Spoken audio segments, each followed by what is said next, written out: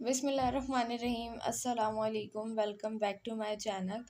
आज TypeScript preparation की part 3 video है हमारे पास। पार्ट 2 तक हम कर चुके हैं जिसमें हमने 72 MCQs किए थे।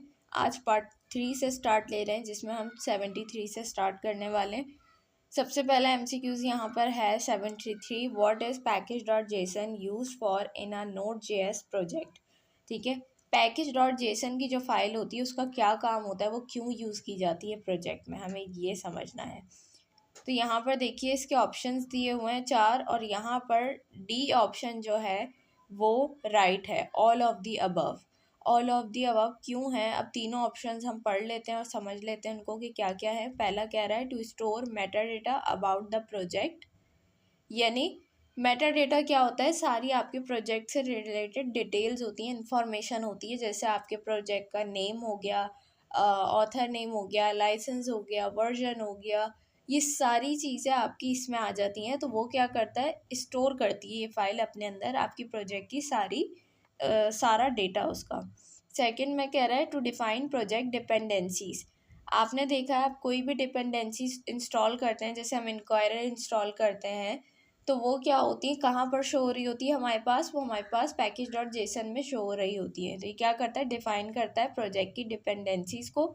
सी में कह रहा है टू कन्फिगर प्रोजेक्ट सेटिंग्स। यहाँ पर आप प्रोजेक्ट की सारी सेटिंग्स कर सकते हैं, यानी अपने प्रोजेक्ट का नेम चेंज कर सकते हैं, वर्जन अपडेट कर सकते हैं, ऑथर नेम चेंज कर सकते हैं, डिस्क्रिप्शन लिख सकते हैं। तो सारी कॉन्फ़िगरेशन अपने प्रोजेक्ट की सारी सेटिंग्स आप यहाँ पर कर सकते हैं। तो ये तीनों ऑप्शन ट्रू है, इसलिए हमारा डी ऑप्शन हम सेलेक्ट करेंगे, ऑल ऑफ दी अबव। उसके बाद 74 में कह रहा है which command is use to install dependencies listed in package dot JSON. कौन सी कमांड यूज़ की जाती है डिपेंडेंसीज को इंस्टॉल करने के लिए। तो हम सब npm इंक्वायरर इंस्टॉल करते हैं तो हमें पता होना चाहिए npm इंस्टॉल वाली कमांड यूज़ की जाती है, और इसके आगे जो भी आपकी डिपेंडेंसी है, जो भी आप पैकेज इंस्टॉल करना चाह रहे हैं उसका नेम लिख देते हैं।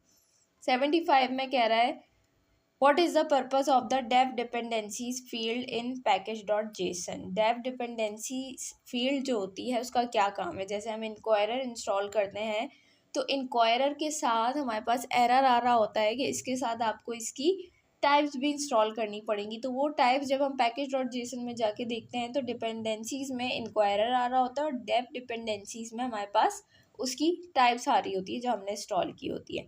तो यहाँ पर ए ऑप्शन ट्रू है जिसमें कह रहा है to specify dependencies required only for development purposes.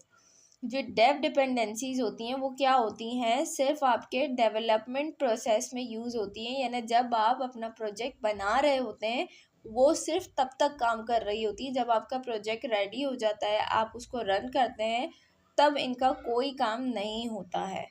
ठीक है, तो ये सिर्फ डेवलपमेंट के लिए यूज़ की जाती है। उसके बाद 76 में कह रहा है what is the purpose of tsconfig.json in a type script project. ठीक है, ये जो आपके पास tsconfig की जो फाइल है इसका क्या काम है, ये क्यों यूज़ की जाती है। तो यहाँ पर देखिए हमारे पास ए ऑप्शन ट्रू है to configure TypeScript compiler options.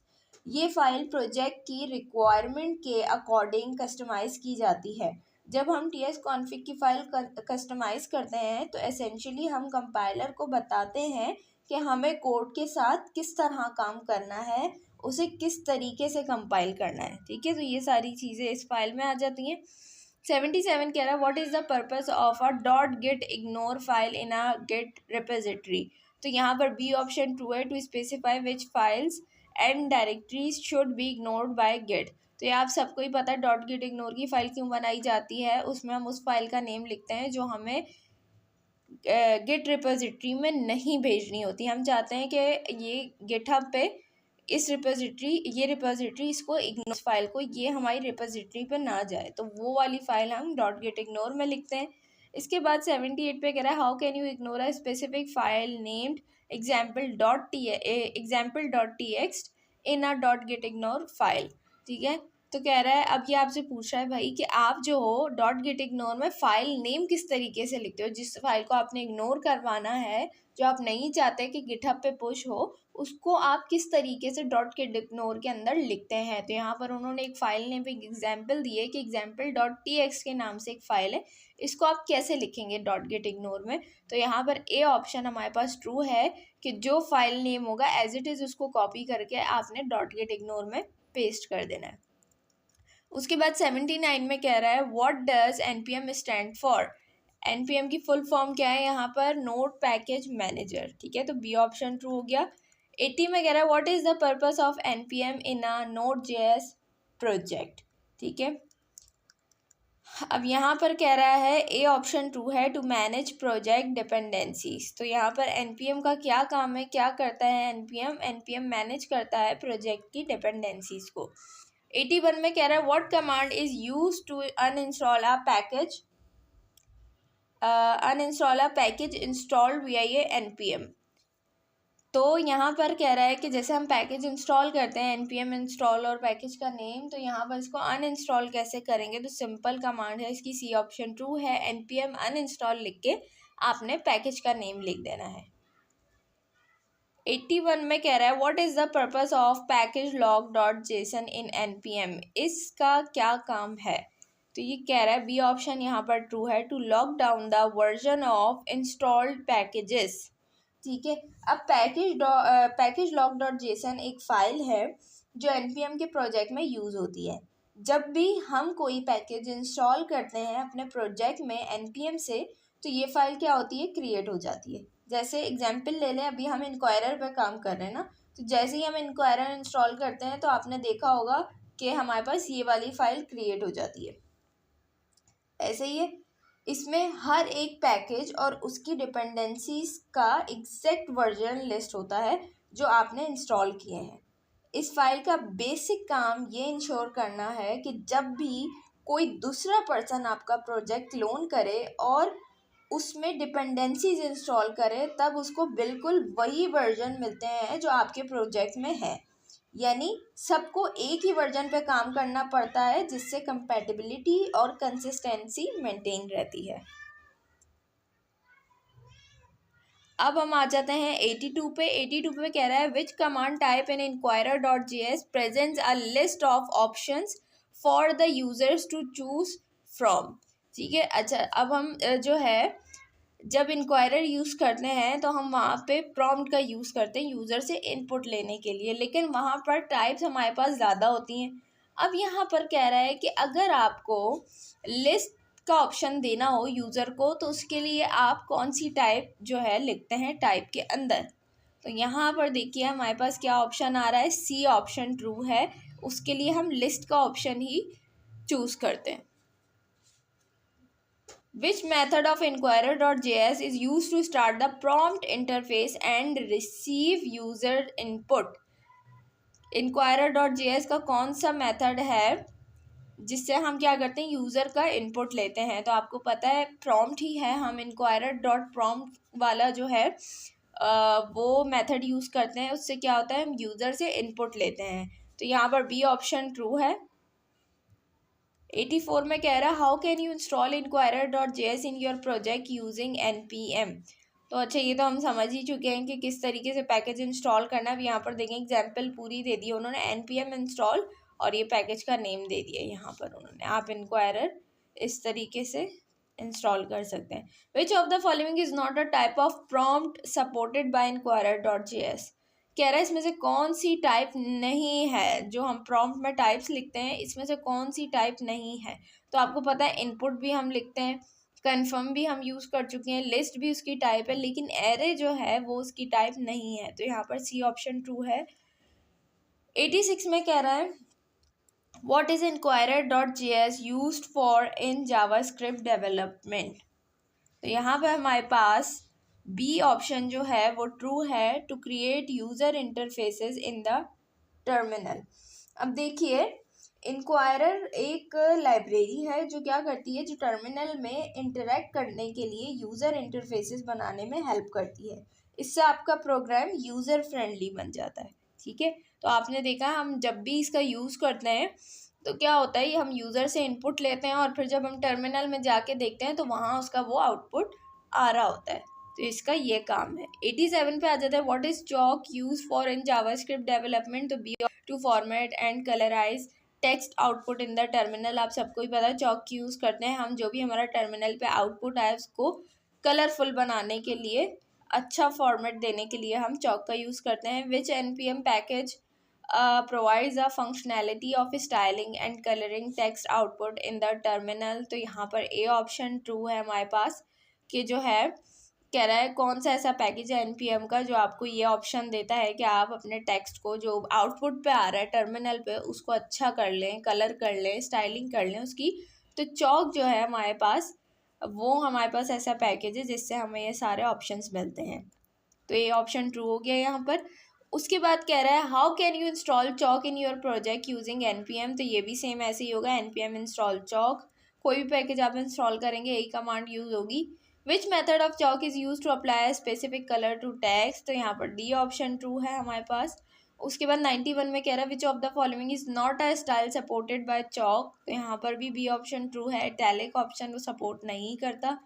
Which tool is designed for users who prefer a visual interface for tasks like committing changes, creating branches and resolving merge conflicts। तो यहाँ पर B option true है, GitHub desktop. यानी यहाँ पर कह रहा है वो कौन सा हमारे पास मेथड है गिटहब का कि जिससे विजुअल इंटरफेस, यानी आप लोग सिर्फ क्लिक करें और आप लोगों का सारा काम हो जाए, आप लोगों को कोड कॉपी पेस्ट ना करने पड़े, ये सारे काम ना करने पड़े, सारे ऑप्शंस आपको स्क्रीन पे मौजूद मिल रहे हैं, आप जस्ट क्लिक करें और आपका काम हो जाए। तो उसके लिए आपके पास है गिटहब डेस्कटॉप। तो बी ऑप्शन ट्रू हो गया। 93 में कह रहा है which of the following describes the syntax for defining an object type in TypeScript using an interface. तो ए ऑप्शन ट्रू है। आप सभी को पता है कि जब भी हम ऑब्जेक्ट बनाते हैं तो हम क्या करते हैं, हम ये देखिए जैसे यहाँ लिखा है इंटरफेस पर्सन, और फिर हम क्या करते हैं, कर्ली ब्रेसेस यूज़ करते हैं। तो इस तरीके से हमारा क्या होता है, ऑब्जेक्ट बनता है। ऑब्जेक्ट के लिए हम कर्ली ब्रेसेस यूज़ करते हैं। 94 में कह रहा है what happens if you try to directly run a TypeScript file using Node without compiling it first. अगर आप अपनी फाइल को, आपने कोई कोड लिखा और आप उसे कंपाइल नहीं कर रहे, आप क्या कर रहे हो, डायरेक्टली उसको रन कर रहे हो, तो क्या होगा। तो यहाँ पर ए ऑप्शन ट्रू है, it will throw a syntax error. वो आपको क्या करेगा, एरर शो कर देगा, सिंटेक्स एरर शो करेगा। सबसे पहले कंपाइल करना ज़रूरी है, उसके बाद आप उसको रन कर सकते हैं। Which of the following command will transpile our TypeScript file and then execute the resulting JavaScript file. तो यहाँ पर हमारे पास बी ऑप्शन ट्रू है, जिसमें TSC index.js and no space node index.js। तो ये हमें अभी एक लेटेस्ट चीज़ पता चली थी कुछ टाइम पहले कि हम इस तरीके से हम क्या करते हैं, पहले कंपाइल करते हैं, फिर उसको रन करने के लिए एग्जीक्यूट करते हैं। तो ये दोनों कमांड्स हम एंड का यूज़ करके साथ में कर सकते हैं। इससे क्या होता है, हमारा टाइम बचता है और साथ में ही कंपाइल और एग्जीक्यूट हो जाता है। 96 में कह रहा है which of the following is true about TypeScript. कौन सी स्टेटमेंट ट्रू है टाइपस्क्रिप्ट से रिलेटेड। तो ये कह रहा है बी वाली ट्रू है, it's need to be compiled into JavaScript before execution. वही बात है जो हमने अभी ऊपर की थी कि क्या करना चाहिए, पहले इसको कंपाइल करना चाहिए एग्जीक्यूशन से पहले, एग्जीक्यूट करने से पहले आपको इसको कंपाइल करना ज़रूरी है। तो ये स्टेटमेंट ट्रू है। 97 में कह रहा है TypeScript provide support for which of the following features that JavaScript lack. कह रहा है इनमें से कौन सा ऐसा फीचर है जो टाइपस्क्रिप्ट सपोर्ट करता है लेकिन जावास्क्रिप्ट में नहीं था। तो यहाँ पर ए ऑप्शन ट्रू है, स्टैटिक टाइपिंग। उसके बाद 98 में कह रहा है what is the purpose of the null and undefined types in TypeScript. ठीक है, ये हमारे पास, ये हमने पढ़ा था टाइप्स में, हमने ये सारी चीज़ें पढ़ी थी। तो यहाँ पर देखिए बी ऑप्शन ट्रू है, to represent nullable values. क्या होता है कि जब हम ये वाली नल और अनडिफाइंड टाइप्स यूज़ करते हैं टाइपस्क्रिप्ट में, तो वो क्या होती हैं, उसके अंदर हम कोई वैल्यू नहीं लिखते, वो एम्प्टी होती हैं। तो ये क्या करता है, रिप्रेजेंट करता है नल एबल वैल्यूज़।